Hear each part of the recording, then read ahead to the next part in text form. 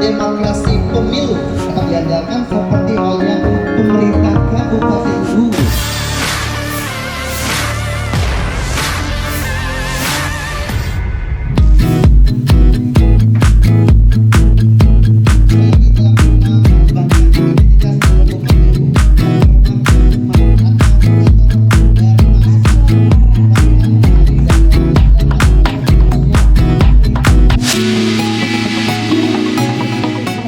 KPU Kabupaten Luwu, Sulawesi Selatan, Sulsel, menetapkan buah tara sebagai maskot Pilkada Luwu 2024.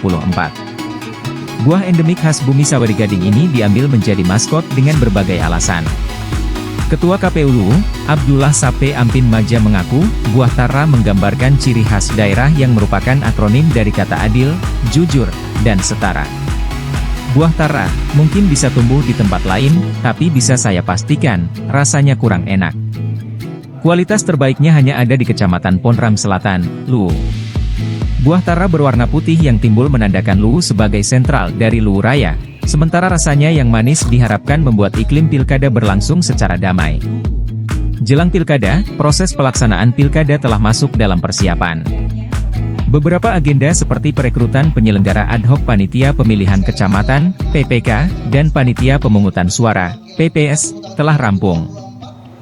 Buah tara ini tanaman endemik yang hanya tumbuh di Kabupaten Luwu, tentu dispesifikan lagi di Kecamatan Ponram Selatan di Sapatedong.